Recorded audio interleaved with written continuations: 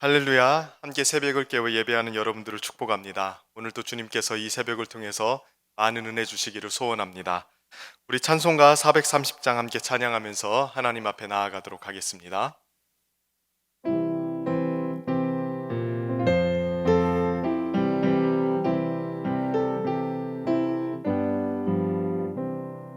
주와 같이 길 가는 것 즐거운 일 아닌가. 우리 주님 걸어가신 발자취를 밟겠네. 한 걸음 한 걸음 주 예수와 함께 날마다 날마다 우리 걸어가리.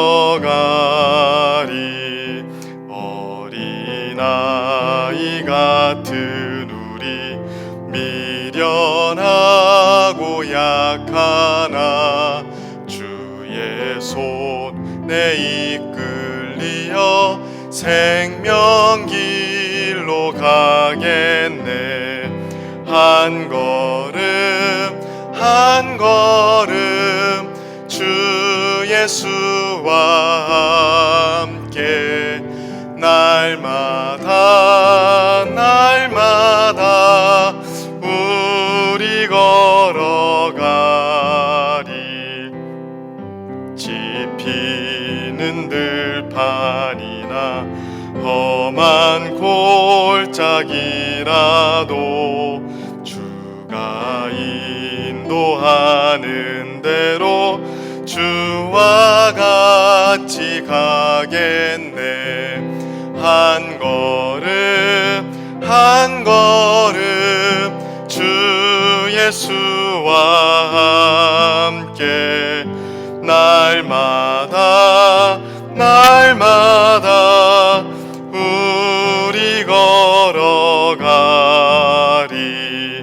옛 선지자 헤녹같이 우리들도 천국에 들려올라갈 때까지 같이 걷겠네.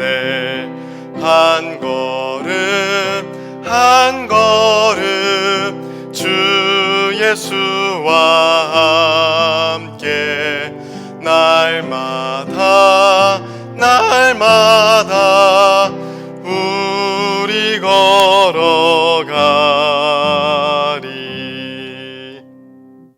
잠깐 기도하겠습니다. 하나님 아버지, 오늘 또 주님의 은혜를 구하며 이 시간 주님 앞에 나아가게 하시니 감사합니다. 주님께서 이 시간 우리에게 찾아오셔서 말씀하여 주시고 그 말씀을 우리 마음속에 심으심으로 우리 마음이 변화되고 새롭게 되게 하여 주옵소서. 간절한 마음으로 주의 말씀과 또 기도의 자리로 나아갈 때에 주께서 우리에게 응답하여 주시고 우리에게 힘을 허락하여 주옵소서. 감사드리며 예수 그리스도의 이름으로 기도드렸습니다. 아멘. 오늘 하나님께서 우리에게 주시는 말씀은 신명기 3장 1절부터 11절까지 말씀입니다. 신명기 3장 1절부터 11절까지 말씀, 구약성경 264페이지 정도에 있습니다. 제가 읽어드리도록 하겠습니다. 우리가 돌이켜 바산으로 올라가매 바산왕 옥이 그의 모든 백성을 거느리고 나와서 우리를 대적하여 에드레이에서 싸우고자 하는지라. 여호와께서 내게 이르시되 그를 두려워하지 말라. 내가 그와 그의 모든 백성과 그의 땅을 내 손에 넘겼으니 내가 헤스본에 거주하던 아모리 족속의 왕 시온에게 행한 것과 같이 그에게도 행할 것이니라 하고, 우리 하나님 여호와께서 바산왕 옥과 그의 모든 백성을 우리 손에 넘기심에 우리가 그들을 쳐서 한 사람도 남기지 아니하였느니라.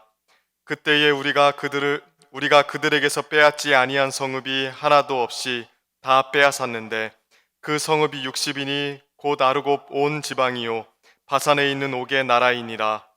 그 모든 성읍이 높은 성벽으로 둘려 있고 문과 빗장이 있어 견고하며 그 외에 성벽 없는 고을이 심이 많았느니라. 우리가 헤스본 왕 시온에게 행한 것과 같이 그 성읍들을 멸망시키되 각 성읍의 남녀와 유아를 멸망시켰으나 다만 모든 가축과 그 성읍들에서 탈취한 것은 우리의 소유로 삼았으며 그때에 우리가 요단강 이쪽 땅을 아르논 골짜기에서부터 헤르몬 산에까지 아모리 족속의 두 왕에게서 빼앗았으니 헤르몬 산을 시돈 사람은 시련이라 부르고 아모리 족속은 스닐이라 불렀느니라. 우리가 빼앗은 것은 평원의 모든 성읍과 길르앗 온 땅과 바산의 온 땅 곧 오게 나라 바산의 성읍 살르가와 에드레이까지이니라. 르바임 족속의 남은 자는 바산왕 옥분이었으며 그의 침상은 철 침상이라. 아직도 암몬 족속의 랍바에 있지 아니하냐. 그것을 사람의 보통 규빗으로 재면 그 길이가 9규빗이요 너비가 4규빗이니라. 아멘. 오늘 읽은 말씀을 가지고 근거 있는 자신감이라는 제목으로 함께 말씀 나누기를 원합니다. 오늘 본문에는 아모리 족속 바산 왕 옥을 상대로 전쟁을 한 내용이 간략하게 기록이 되어 있습니다. 헤스본 왕 시온과의 전쟁에서 승리하고 나서 이스라엘 백성들은 모세와 함께 북쪽으로 진군하였습니다. 이 북쪽 지역은 길르앗 북쪽 고원지대로 굉장히 비옥한 땅이었고요. 바산이라고 불리는 지역이었습니다. 특히 땅이 굉장히 평평하고 또 산림이 우거져서 가축을 목양하기에 굉장히 좋은 곳이었으며 성경에도 바산의 암소라는 말이 여러 번 나오듯이 양질의 소가 생산되는 지역이 이 바산 지역이었습니다. 그 지역을 옥이라는 이름의 군주가 다스리고 있었습니다. 아마도 바산왕 옥은 바로 직전에 나왔던 헤스본왕 시온보다도 더 강한 군주였던 것 같습니다. 바산왕 옥이 자기 땅에 들어온 이스라엘 백성들을 대적하여 섰을 때 하나님께서 이스라엘 백성들에게 뭐라고 말씀하십니까? 2절을 보면 그를 두려워하지 말라고 이야기합니다. 그러니까 하나님께서 이렇게 두려워하지 말라고 이야기한 이유는 이스라엘 백성들 마음속에 두려움이 생겼기 때문이겠죠. 바산왕 옥이라는 이 사람을 봤을 때 또 그들의 군대를 마주쳤을 때 이스라엘 백성들 마음속에 본능적인 두려움이 생겼던 것입니다. 그럴 만도 했습니다. 왜냐하면 11절을 보면 알 수 있듯이 바산왕 옥이 르바임 족속이었기 때문입니다. 르바임 족속은 우리식으로 따지면 거인 족속이었습니다. 신명기 2장 10절부터 11절까지 말씀을 보면 이 르바임 족속에 대해서 이야기가 나오거든요. 이렇게 이야기합니다. 이전에는 에밈 사람이 거기 거주하였는데 아낙 족속같이 강하고 많고 키가 크므로 그들을 아낙 족속과 같이 르바임이라 불렀으나 모압 사람들은 그들을 에밈이라 불렀으며 아낙 족속같이 크고 많고 강하기 때문에 르바임 족속이라고 불렀다고 이야기합니다. 그러니 바산왕 옥이 르바임 족속이었다는 것은 아낙 자손처럼 거인족이었다는 것을 뜻합니다. 그래서 오늘 본문 3장 11절 말씀도 보실래요? 이례적으로 이 바산왕 옥이 가지고 있었던 침상에 대한 설명이 나옵니다. 뭐라고 이야기합니까? 그의 침상은 철 침상이라. 아직도 암몬 족속의 랍바에 있지 아니하냐? 그것을 사람의 보통 규빗으로 재면 그 길이가 9규빗이요 너비가 4규빗이니라. 자, 이 구절을 통해서 바산왕 옥이라는 사람이 어떤 사람인지를 간략하게 이야기해주고 있는 겁니다. 일단 침대가 철로 되어 있습니다. 모세 시대는 후기 청동기 시대였습니다. 그러니까 철이라는 이 물질이 굉장히 희귀했을 때이죠. 철이 구하기 어려웠기 때문에 철이 생긴다면 그걸로 무엇을 만들었을까요? 1차적으로 무기를 만들었겠죠. 근데 바산왕 옥은 이 철을 가지고 침대를 만들었다고 이야기합니다. 그러니까 이미 바산왕 옥의 군대는 철기 문화를 가지고 있을 가능성이 굉장히 높고 그 남은 철을 가지고 침대를 만들어서 사용했을 가능성이 높은 것이죠. 그 정도로 이 바산왕 옥의 부대에는 철기 무기가 보급되어 있을 가능성이 높았습니다. 더군다나 그의 침대의 크기가요, 길이가 9규빗이고 너비가 4규빗이라고 이야기합니다. 오늘날식으로 바꾸어서 환산을 해보니까 길이가 4.1m이고요 너비가 1.8m입니다.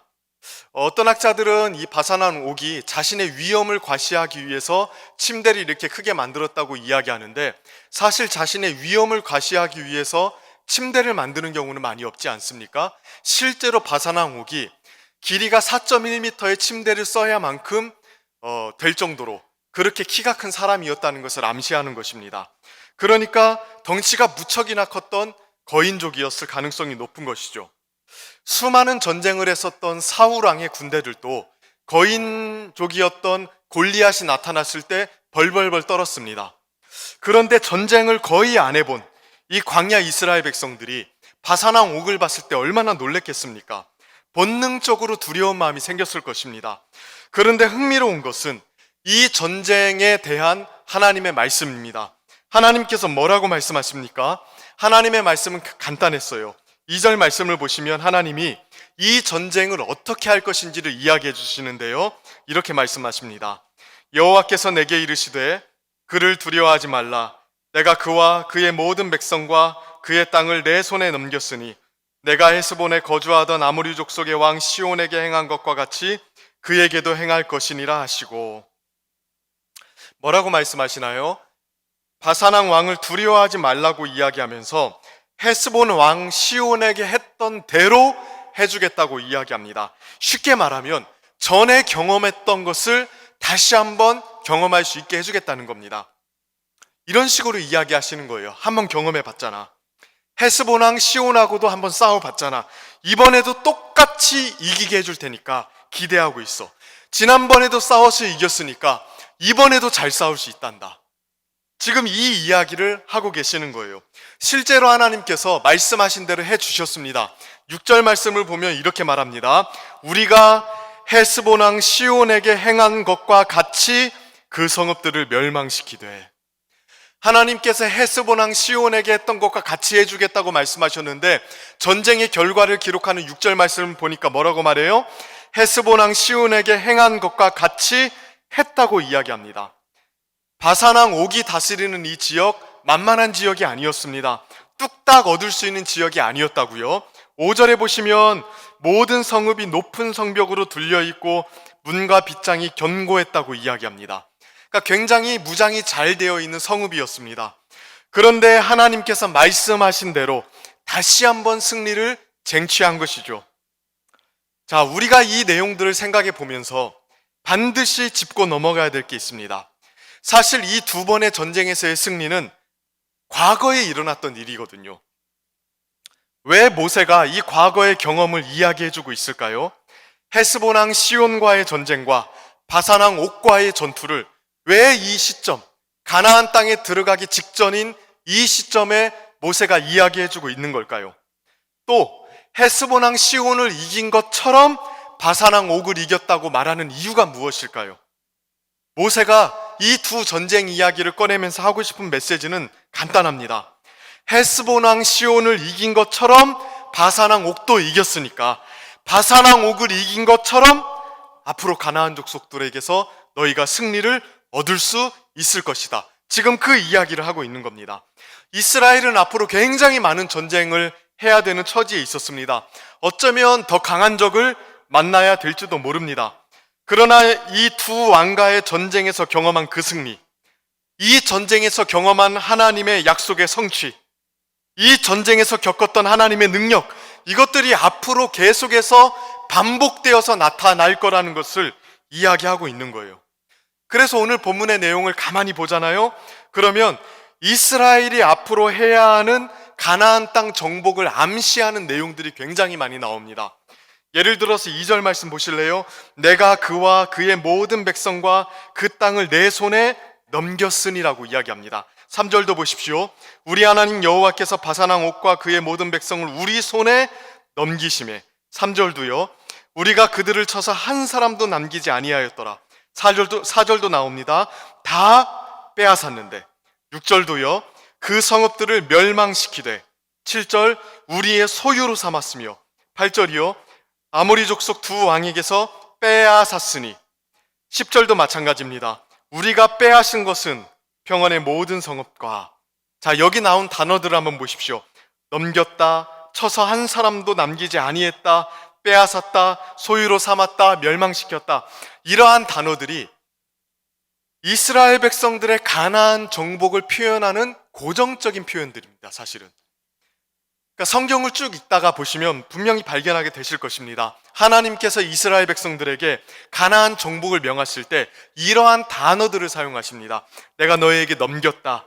한 사람도 남기지 말아라. 빼앗아라. 멸망시켜라. 소유로 삼아라. 이런 단어들을 사용하십니다. 그리고 이스라엘 백성들이 자신의 역사를 되짚어 볼 때에도 가나안 전쟁에서 승리한 내용들을 이러한 용어들로 표현을 합니다. 그러니 지금 바산왕 옥과의 전쟁, 그리고 헤스본왕 시온과의 전쟁은 단순히 과거에 있었던 일을 기록해 놓은 것에 불과한 게 아닙니다. 앞으로 가나안 전쟁이 어떤 식으로 이루어질 건지를 예측하고 있는 예고편 같은 것입니다. 예고편을 보면 앞으로 어떤 식으로 그 영화나 드라마가 진행될 수 있는지 알 수 있지 않습니까? 마찬가지입니다. 모세는 지금 과거의 역사들을 되짚어 보면서 앞으로 하나님께서 어떻게 우리를 위해서 싸울 것이고 앞으로도 하나님의 승리가 어떻게 보장되어 있는지를 외치고 있는 거예요. 지금까지 하나님이 너희들을 위해서 이렇게 싸우셨고 헤스본왕 시온도 이렇게 이겨주셨고 헤스본왕 시온을 이긴 것처럼 바산왕 옥도 이겨주셨으니까 이러한 하나님의 역사를 근거로 볼 때 앞으로도 이렇게 일하실 것이다. 앞으로 너희가 가나안 족속과 수많은 전쟁을 해야 되는데 앞으로도 이렇게 너희들이 승리할 수 있을 것이다. 지금 이 메시지를 던지고 있는 것입니다. 그러니 두려워하지 말고 겁먹지 말고 의심하지 말고 근거 있는 자신감을 가지라는 거예요. 이 모세의 외침은 지금도 우리에게 계속되고 있지 않습니까? 이스라엘을 위해서 싸우신 하나님은 지금도 우리의 하나님이 되어주십니다. 지금도 우리를 위해서 싸우고 계시는 분이시죠. 과거에 하나님이 그의 백성을 위해서 어떻게 일하셨는지, 그가 그의 약속을 어떻게 지키셨는지, 그의 선하심을 어떤 식으로 나타내셨는지 우리는 성경을 통해서 분명히 알 수 있지 않습니까? 그러니 그 동일하신 하나님이 지금도 우리에게 동일하게 역사하실 수 있다는 것을 믿을 수 있는 것입니다. 그래서 히브리서 12장 1절을 보면 뭐라고 이야기합니까? 그 믿음의 장이라고 불리는 히브리서 11장에서 믿음을 가지고 살아갔던 수많은 믿음의 선진들을 쭉 나열하고 나서 12장 1절 첫 절에 이렇게 이야기합니다. 이러므로 구름같이 둘러싼 허다한 증인들이 있으니, 우리에게 구름같이 둘러싼 허다한 증인들이 있대요. 믿음으로 살면서 승리의 흔적을 가진 수많은 증인들이 있고 수많은 역사의 흔적을 우리는 가지고 있다는 것입니다. 그러니까 우리에게는 하나님을 의지하고 하나님을 붙잡고 나아갈 충분한 근거가 있다는 거예요. 지금 현실을 보면서 무너지고 좌절하고 실망하지 말라는 것입니다. 누군가를 원망하지 말라는 것입니다. 하나님께서는 과거의 이스라엘 백성들에게 신실하셨고 그들을 승리하게 하셨던 것처럼 여전히 우리에게도 그러하신 분이십니다. 과거에 우리를 지금까지 인도하셨습니까? 내일도 모레도 그렇게 인도해 가실 것입니다.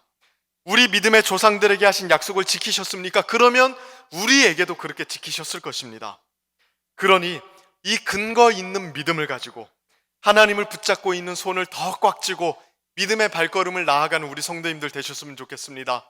지금 코로나 사태 때문에 한치 앞을 내다보기가 어렵고 또 많은 사람들이 이 사태가 언제 끝날지 두려워하면서 전전긍긍하고 있을 때가 참 많이 있는 것 같아요. 그러나 우리를 여기까지 신실하게 인도하셨던 그 하나님, 우리를 배신하지 않으시고 끝까지 앞으로도 내일도 모레도 여전히 그렇게 인도해 가실 것입니다. 그 하나님을 붙잡고 승리하는 우리 성도님들 되시기를 주님의 이름으로 축원하고 축복합니다. 우리 이 시간 함께 같이 말씀 붙잡고 기도하기를 원하는데요, 이 시간 기도할 때에 과거에 역사하셨던 하나님, 수많은 믿음의 선진들의 삶 속에서 일하셨던 하나님, 내 인생 속에서 그동안 신실하게 나를 놓지 않고 붙잡으셨던 하나님, 내일도 모레도 앞으로도 그렇게 나를 붙잡을 줄로 믿습니다. 하나님을 신뢰하는 믿음을 가지고 오늘 하루를 살아갈 수 있게 하옵소서. 변함없는 주님의 손 붙들고 한 걸음 한 걸음 살아갈 수 있도록 해달라고, 원망하거나 좌절하거나 낙심하지 아니하고 하나님을 향한 소망을 가질 수 있도록 해달라고 기도하시고, 또 나라와 민족을 위해서 기도해 주십시오. 코로나 사태로 인해서 경제와 교육의 여러 가지 어려움 속에 있습니다.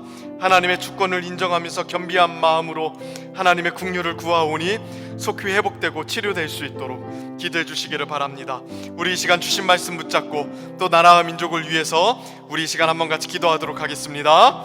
사랑의 하나님 아버지, 감사합니다. 오늘 주신 말씀 붙잡고 하나님 앞에 나아갑니다. 하나님, 현실이 녹록지 않고 또 하나님 우리 한 치 앞도 보지 못하는 인생이지만 과거에 우리를 지금까지 신실하게 인도하셨던 것처럼 하나님, 그의 백성들을 절대 배신하지 아니하시고 끝까지 이끄셨던 것처럼 지금 우리의 시선을 주님께 고정하고 하나님만을 바라보며 나아가기를 원합니다. 하나님, 주님 붙잡은 손 놓지 아니하고 하나님 때문에 소망을 가지고 살아갈 수 있도록 도와주시옵소서. 하나님이 여전하신 분이기에 하나님, 우리의 믿음이 흔들리지 아니하고 나아가오니 하나님, 이 어려운 현실 속에서 하나님 붙들고 소망의 길을 걸어가는 성도들 될 수 있도록 은혜 베풀어 주시옵소서. 이 나라의 민족을 불쌍히 여겨주시고 어려운 경제 환경과 교육 환경과 또 여러 가지 안보와 정치를 주님 기억하여 주시고 하나님 아버지, 이 나라가 속히 회복되며 강건하게 될 수 있게 하여 주시옵소서. 코로나 사태로 인하여 고통받고 있는 우리 소상인들과 하나님 아버지, 건강상의 문제를 어려움을 겪고 있는 국민들을 기억하시고 하나님 치료하여 주시고 회복시켜 주시옵소서. 하나님 은혜 베풀어 주시옵소서. 매주 목요일은 특별히 전도 및 사명을 위해서 기도하는 날입니다. 이 시간 기도하실 때에 주여 우리 위에 아버지의 마음을 부어주시사 많은 영혼을 구원하게 하옵소서. 우리 교회가 돕고 있는 파송 및 후원 선교사들의 가정과 사역 위에 은혜를 내려 주옵소서. 전도와 선교의 사명을 감당할 수 있도록 성령으로 기름 부어 주옵소서. 이렇게 기도해 주시고 또 특별히 계속해서 담임 목사님을 위해서 기도해 주시고 온 교회가 성령으로 충만한 가운데 부흥의 역사를 이루게 해달라고 기도해 주시기를 바랍니다. 전도와 선교의 사명을 위해서 합심으로 기도한 후에는 자유롭게 기도하시면 되겠습니다. 이 시간 주여 한번 간절하게 외치면서 전도와 선교의 사명을 위해서 기도하고 자유롭게 기도하도록 하겠습니다. 주여, 사랑의 하나님 아버지, 오늘도 주님의 은혜를 간구하오니 하나님 아버지, 우리 위에 아버지의 마음을 부어주셔서 주님의 마음을 품고 잃어버린 영혼들에게 다가가는 저희들 될 수 있도록 하나님 은혜 베풀어 주시옵소서. 우리 위에가 돕고 있는 파송선교사, 후원선교사들을 기억하여 주시고